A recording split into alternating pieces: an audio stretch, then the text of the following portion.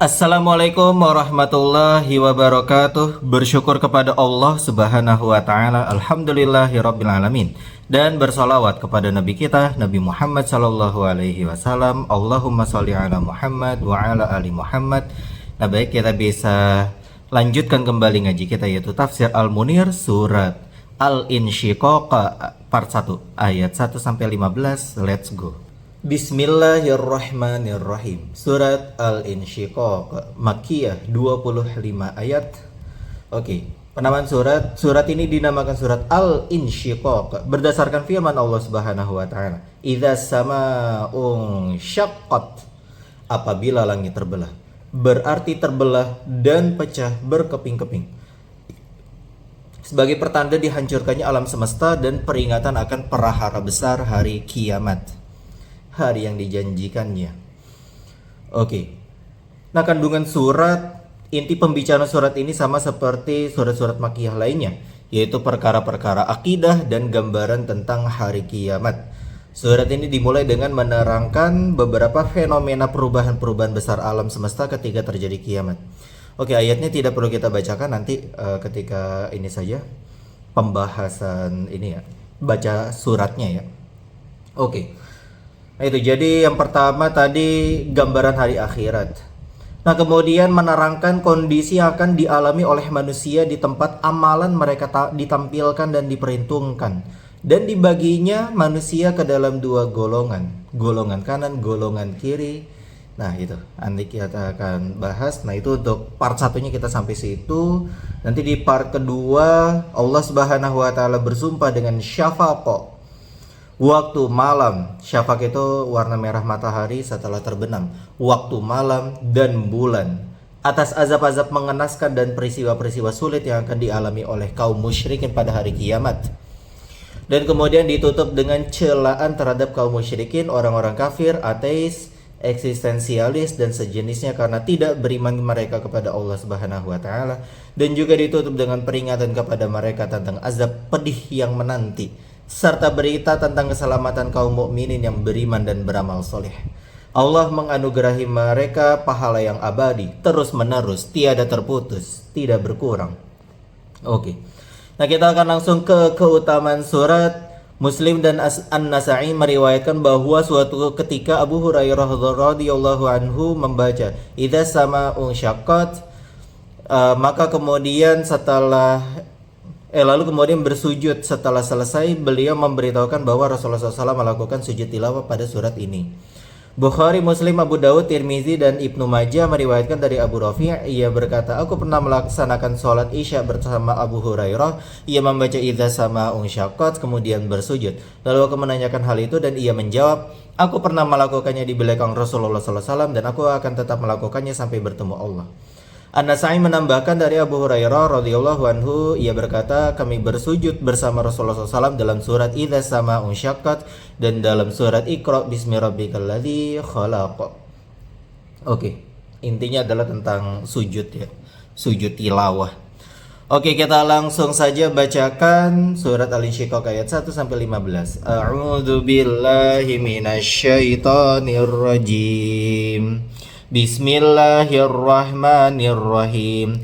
Idza sama'un syaqqat wa adzinat li rabbiha wa huqqat wa idzal ardu muddat wa alqat ma fiha wa takhallat wa adzinat li rabbiha wa huqqat. Ya ayyuhal insanu innaka kadihun ila rabbika kadahan famulaqih. فَأَمَّا مَنْ أُوتِيَ كِتَابَهُ بِيَمِينِهِ فَسَوْفَ يُحَاسَبُ حِسَابًا يَسِيرًا وَيَنْقَلِبُ إِلَى أَهْلِهِ مَسْرُورًا وَأَمَّا مَنْ أُوتِيَ كِتَابَهُ وَرَاءَ ظَهْرِهِ فَسَوْفَ يَدْعُو ثُبُورًا وَيَصْلَى سَعِيرًا إِنَّهُ كَانَ فِي أَهْلِهِ مَسْرُورًا إِنَّهُ ظَنَّ أَن لَّن يَحُورَ بَلَى إِنَّ رَبَّهُ كَانَ بِهِ بَصِيرًا. Apabila langit terbelah dan patuh kepada Tuhannya, dan sudah semestinya patuh, dan apabila bumi diratakan dan memuntahkan apa yang ada di dalamnya dan menjadi kosong, dan patuh kepada Tuhannya, dan sudah semestinya patuh. Wahai manusia, sesungguhnya kamu telah bekerja keras menuju Tuhanmu, maka kamu akan menemuinya.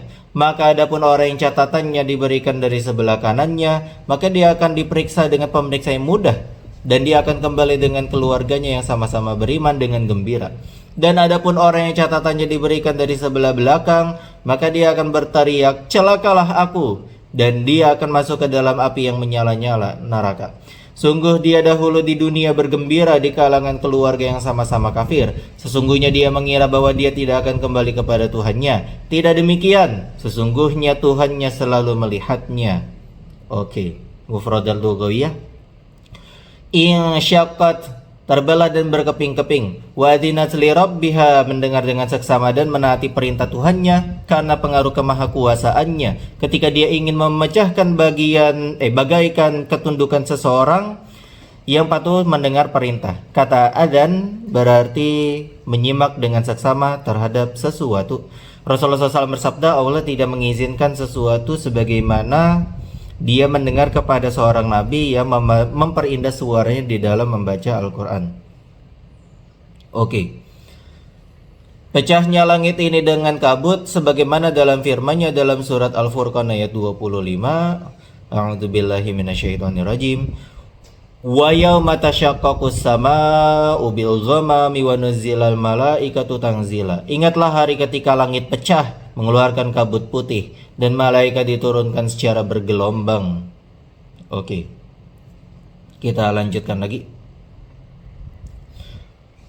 Wahuqqat, wajib baginya untuk mendengar, patuh dan tunduk. Muddat, bumi dibentangkan dan diluaskan kawasannya dengan diratakannya gunung-gunung, lembah-lembah, bangunan-bangunan yang ada di atasnya. Wa alqat ma fiha, bumi melempar keluar isi-isinya dan manusia-manusia yang telah meninggal dunia. Wa takhallat, bumi berusaha sepenuh kemampuannya untuk mengosongkan dirinya hingga tidak ada lagi satupun yang tersisa di dalam perutnya. Wa adzinat li rabbiha, patuh dan taat kepada perintah Tuhannya. Wa huqqat, wajib baginya untuk mendengar, patuh dan tunduk. Semua itu terjadi pada hari kiamat. Jawab idza, dan apa yang diatofkan kepadanya mahzuf dan ditunjukkan oleh kalimat yang datang sebelumnya. Oke, takdirnya adalah manusia menemukan balasan amalannya atau kalian dibangkitkan. Oke, kadihun, berusaha keras dan bersungguh-sungguh dalam amalmu, ila rabbika, untuk bertemu Tuhanmu, yakni kematian. Famulaki, engkau akan menemukan balasan amalan baik atau amalan buruk yang kamu lakukan pada hari kiamat. Fa amma man utiya kitabahu, diberikannya catatan amalannya, biyamini, dengan tangan kanannya, yaitu orang yang beriman. Hisabai yasira, perhitungan yang mudah, gak ada pertanyaan, hanya sekedar menunjukkan amalan sebagaimana disebutkan dalam Sahih Bukhari dan Muslim. Kemudian ia dibebaskan. Dalam hadis tersebut dijelaskan barang siapa yang dihisab amalannya, ia akan diazab. Pokoknya kalau udah dihisab, ia akan diazab. Tapi kalau cuma kayak nunjukin buku catatan amalannya dan kemudian tidak dihisab, tidak dipertanyakan, maka lanjut lagi gitu. Nggak usah ada pertanyaan, kamu masuk surga gitu ya.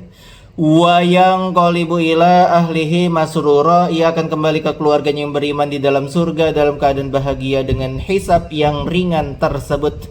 Man utiya kitabahu wara'a zahri, orang yang diberikan kitabnya dari belakang punggungnya, yaitu orang kafir. Ia diberikan buku catatan amalannya dengan tangan kirinya dari belakang punggungnya.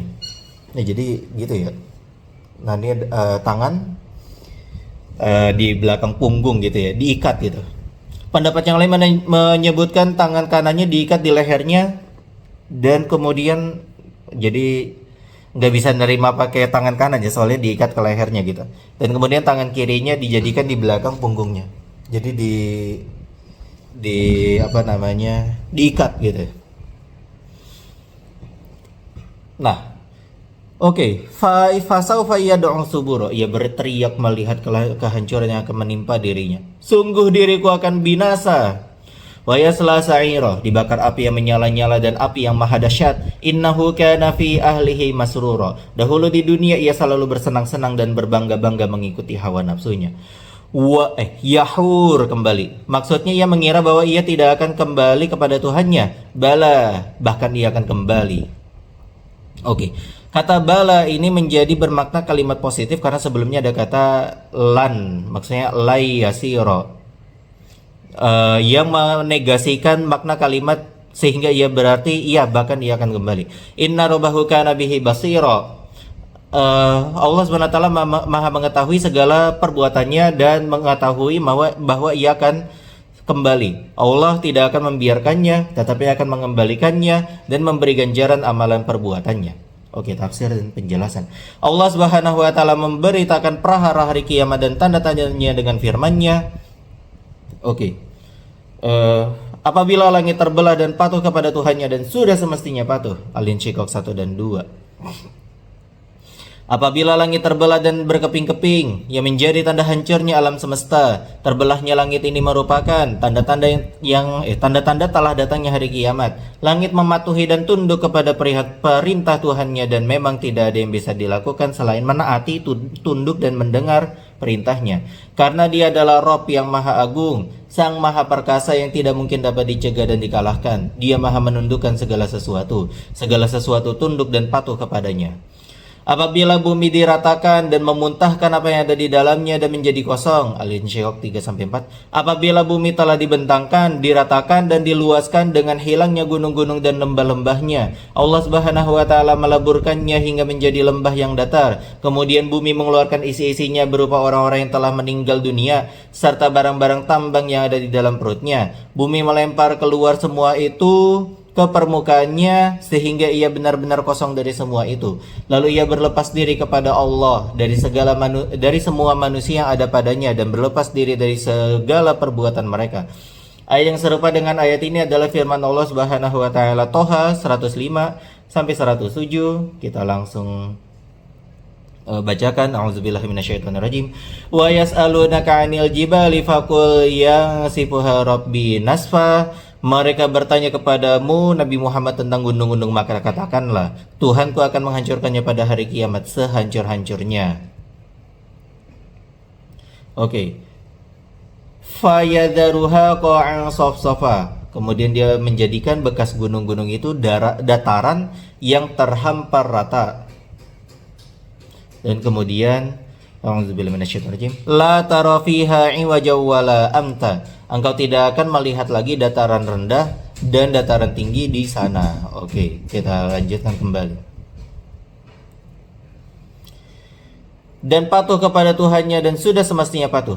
Ia mendengar dan menaati titah Tuhannya dan tidak ada pilihan lainnya baginya selain berserah diri dan mematuhi segala perintah Tuhannya. Karena ia sendiri berada di genggaman kekuasaan Tuhan. Jawab idza dihilangkan mahzuf untuk menunjukkan kepada manusia makna ketegangan yang tiada tara. Takdir kalimatnya adalah apabila terjadi apa yang terjadi, kalian akan melihat segala amalan baik dan buruk yang telah kalian lakukan. Oke. Wahai manusia, sesungguhnya kamu telah bekerja keras menuju Tuhanmu, maka kamu akan menemuinya. Al-Insyiqaq 6. Wahai sekalian manusia, yang dimaksud di sini adalah jenis manusia secara umum, yaitu yang beriman dan yang kafir. Sesungguhnya engkau telah berusaha dengan segala daya upayamu dan bersungguh-sungguh beramal di dalam kehidupan ini, dan akhir dari semua itu adalah akan kembali kepada Tuhanmu atau kembali kepadanya melalui kematian, dan engkau pasti akan menemukan ganjaran perbuatanmu baik maupun buruk, atau engkau pasti akan bertemu Tuhanmu dengan amalanmu. Al-Qadahu artinya adalah usaha keras dan beramal sampai berbekas. Abu Dawud At-Toyalisi meriwayatkan dari Jabir bin Abdullah radhiyallahu anhu bahwa ia berkata, Rasulullah SAW bersabda, Jibril berkata, wahai Muhammad, hiduplah sekehendakmu, tetapi kamu pasti akan mati. Cintailah apapun yang kau inginkan, tapi kau pasti akan berpisah dengannya. Beramallah sekehendakmu, tetapi pasti kamu akan menemukan balasannya. Firman Allah Subhanahu wa taala, famulaki, domir yang ada pada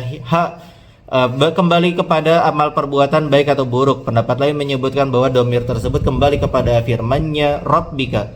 yakni engkau pasti akan bertemu dengan Tuhanmu. Artinya dia akan membalas segala perbuatan yang telah kau lakukan. Kemudian Allah SWT menyebutkan keadaan manusia dan terbaginya mereka menjadi dua golongan pada hari kiamat. Golongan pertama adalah golongan orang beriman. Maka adapun orang yang catatannya diberikan dari sebelah kanannya, maka dia akan diperiksa dengan pemeriksaan yang mudah dan dia akan kembali kepada keluarganya yang sama-sama beriman dengan gembira. Al-Insyiqaq 7-9.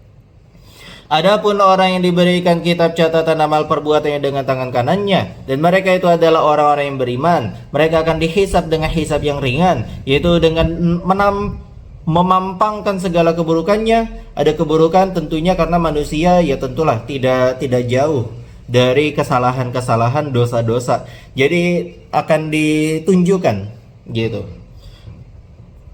Kemudian Allah Subhanahu wa taala mengampuninya tanpa mempertanyakannya. Itu yang disebut dengan al-hisab al-yasir, perhitungan yang ringan. Ahmad, Bukhari, Muslim, Tirmizi, Nasa'i dan Ibnu Jarir meriwayatkan dari Aisyah radhiyallahu anha. Ia berkata Rasulullah SAW bersabda yang artinya, barang siapa yang dalam hisabnya amalannya dipertanyakan, maka dia akan diazab. Aisyah berkata, aku bertanya, bukanlah Allah Subhanahu wa taala berfirman yang artinya fasawfa yuhasabu hisaban yasira, yaitu maka ia akan dihisab dengan hisab yang ringan. Maka Nabi sallallahu alaihi wasallam menjawab, bukan itu maksudnya. Yang dimaksudkan adalah pemampangan amal perbuatan ditunjukkan, tapi barang siapa yang dalam hisabnya dipertanyakan pada hari kiamat nanti, maka ia akan diazab. Wow. Oke, kita lanjutkan. Orang yang diberikan catatan amalan dari tangan kanannya ini akan dihisab dengan hisab yang ringan, yaitu dengan dipampangkannya amal perbuatannya. Setelah itu ia kembali kepada keluarganya dengan perasaan riang gembira berkat kebaikan dan kemuliaan yang Allah anugerahkan kepadanya. At-Tabrani meriwayatkan dari Thauban yang pernah dimerdekakan oleh Rasulullah SAW bahwa beliau SAW bersabda, sungguh kalian melakukan amalan-amalan yang tidak diketahui sehingga hampir seseorang kembali kepada keluarganya dalam keadaan gembira ataupun sedih. Yang semisal dengan ayat-ayat di atas adalah firman-Nya dalam surat Al-Haqqah 19-21. A'udzubillahi minasyaitonirrajim. Fa amma man utiya kitabahu biyaminihi fayaqulu ha umqra'u kitabiyah. Adapun orang yang diberi catatannya dari tangan kanannya, dia berkata kepada orang-orang sekelilingnya, ambillah dan bacalah kitabku ini. Oke, ini dzanantu anni mulakin hisabiyah. Sesungguhnya saat di dunia aku yakin bahwa suatu saat aku akan menerima perhitungan diriku. Fahuwa fi 'ishatir radiyah, maka ia berada dalam kehidupan yang menyenangkan. Golongan kedua yaitu orang-orang kafir. Dan adapun orang yang catatannya diberikan dari sebelah belakang, maka dia akan berteriak, celakalah aku, dan dia akan masuk ke dalam api yang menyala-nyala alias neraka. Al-Insyiqaq 10-12. Adapun orang yang diberikan kitab catatan amalannya dengan tangan kirinya dari belakang punggung, karena tangan kirinya diringkus ke belakang punggungnya, kemudian kitabnya diberikan kepadanya ya. Sementara tangan kanannya dirantai dengan lehernya. Ketika ia membaca kitabnya, ia berteriak, betapa merugi dan celaka diriku. Kemudian ia dilemparkan ke dalam neraka dan merasakan kedahsyatan panasnya. Ayat yang serupa dengan ayat di atas adalah firman-Nya dalam surat Al-Haqqah 25-29. A'udzubillahi minasyaitonirrajim. Wa amma man utiya kitabahu bishimalihi fayaqulu ya laitani lam uta kitabiyah. Maka adapun orang yang diberi catatan amalnya di tangan kirinya berkata, seandainya saja aku tidak diberi catatan amalku. Walam adari ma hisabiyah, dan tidak mengetahui bagaimana perhitunganku. Ya laitaha kanatil qadiyah, seandainya saja kematian itulah yang menyudahi segala sesuatu. Ma'agna anni maliyah, hartaku sama sekali tidak berguna bagiku. Halaka anni sultaniyah, kekuasaanku telah hilang dariku. Oke. Kemudian Allah SWT menyebutkan dua penyebab azabnya. Yang pertama, Al-Insyiqaq 13, sungguh dia dahulu di dunia gembira di kalangan keluarganya yang sama-sama kafir. Karena ia di dunia hanya hidup bersenang-senang, tidak memikirkan akibat dari apa yang dia perbuat, tidak takut pada apa yang akan ada di masa depannya. Ia hanya mengikuti hawa nafsunya dan mengendalikan syahwatnya dengan sombong dan bangga karena tidak ada peringatan bahaya akhirat dalam dirinya. Akhirnya kesenangan yang sebentar itu mengakibatkan kesedihan yang tiada akhir. Penyebab kenapa dia diberikan catatan di tangan kirinya yang kedua, sesungguhnya dia mengira bahwa dia tidak akan kembali kepada Tuhannya, sebab keterperdayaan dan ketakaburannya itu, kesombongan itu adalah karena ia mengira nggak ada itu yang namanya akhirat, nggak ada itu yang namanya hari perhitungan, nggak ada yang namanya kiamat, nggak ada itu yang namanya surga neraka, nggak ada yang namanya perhitungan amalan, itu nggak ada gitu. Nah, kiranya begitu, kiranya tidak akan dibangkitkan lagi untuk dihisab, mati-mati aja gitu, nggak bakal diadili oleh Allah Subhanahu wa Ta'ala. Di pikirannya kayak gitu, nggak mungkin dihukum. Kemudian Allah Subhanahu wa Ta'ala membantah persangkanya dengan berfirman, tidak demikian, sesungguhnya Tuhannya selalu melihatnya. Al-Insyiqaq 15. Bahkan dia akan kembali dan dikembalikan kepada Tuhannya. Allah akan mengembalikan wujudnya sebagaimana dia memulainya. Kemudian dia akan membalas segala perbuatan yang baik maupun yang buruk, karena dia maha mengetahui tentang dirinya dan perbuatannya. Tiada sesuatu pun yang tersembunyi dari pengetahuan Allah Subhanahu wa Ta'ala. Dalam hal ini terdapat isyarat bahwa pasti ada alam kehidupan sebagai tempat pembalasan segala amal selain alam kehidupan tempat manusia dibebankan oleh perintah agama. Karena hal ini adalah konsekuensi dari sifat ilmu Allah yang maha sempurna, kemahakuasaan dan kebijaksanaannya. Fikih kehidupan atau hukum-hukum. 1. Di antara tanda-tanda kiamat adalah pertama, pecah dan berantakannya langit dengan ghamam, kabut. Ghamam adalah awan yang putih. Kedua, dibentangkannya bumi dan diluluh lantahkannya gunung-gunung yang ada di atasnya, dikeluarkannya orang-orang yang telah meninggal dunia, dan berlepasnya bumi dari mereka semua, langit dan bumi. Dua-duanya mendengar dengan seksama, tunduk dan patuh dengan perintah Tuhannya. Tidak ada pilihan lain bagi keduanya, langit dan bumi, selain menaati perintahnya. Hancur sudah. 2. Setiap manusia berusaha dan bersusah payah dalam hidupnya, kemudian ia pasti kembali pada hari kiamat kepada Tuhannya. Ia akan bertemu dengannya dan mendapat balasan amalannya. Qatadah berkata, wahai anak Adam, sungguh usahamu sangatlah lemah. Maka barang siapa yang bisa bersusah payah dalam menaati Allah, hendaklah ia melakukannya. Dan tiada kekuatan melainkan karena Allah. Hal ini adalah bukti bahwa dunia adalah tempat bersusah payah dan berlelah-lelah, tidak rehat, tidak ada senang di dalamnya. 3. Manusia terbagi menjadi dua golongan pada hari kiamat, yaitu orang bahagia dan beriman, serta orang sengsara dan kafir. Adapun golongan pertama, mereka adalah orang yang diberikan kitab catatan amalan mereka dengan tangan kanannya. Kemudian amalannya dihisab dengan tidak dipertanyakan oleh Allah, dan Allah mengampuni mereka. Kemudian kembali kepada keluarga mereka dalam keadaan bahagia. Ya Allah, jadikanlah kami bagian dari mereka. Amin ya rabbal alamin. Adapun golongan kedua, mereka lah orang-orang yang menerima kitab catatan amalan mereka dengan tangan kiri langsung atau dengan tangan kiri melalui belakang punggung mereka, sehingga mereka berteriak atas kehancuran yang mereka hadapi. Salah seorang di antara mereka berkata, celakalah diriku, ruginya diriku. Kemudian mereka dimasukkan ke dalam neraka dan merasakan panasnya. Sebab meruginya kelompok ini adalah kesombongan mereka di dunia dan pengingkaran mereka terhadap hari kebangkitan, hari penghisaban, dan hari pembalasan dengan pahala atau azab. Dan Allah maha mengetahui tentang diri mereka dan bahwa mereka akan kembali kepadanya. Kesenang-senangan itu dilarang jika senang-senang itu boleh ya, tapi dilarang kalau 1. Melahirkan kesombongan dan kemewah megahan. Nah, terus kemudian bukan kesenangan yang bersumber dari keridhaan terhadap takdir Allah, bukan juga karena mendapatkan beberapa kesempurnaan dan keutamaan diri berdasarkan firman Allah Subhanahu wa taala Yunus 58, yaitu a'udzubillahi minasyaitonirrajim, qul bifadlillahi wa birahmatihi fabidzalika falyafrahu huwa khairum mimma yajma'un. Katakanlah wahai Muhammad, dengan karunia Allah dan rahmatnya itu hendaknya mereka bergembira, itu lebih baik dari apa yang mereka kumpulkan. Alright. Ibnu Zaid berkata, Allah Subhanahu wa taala menyifati penduduk surga seperti sifat-sifat seperti perasaan takut, sedih, menangis, dan iba di dunia.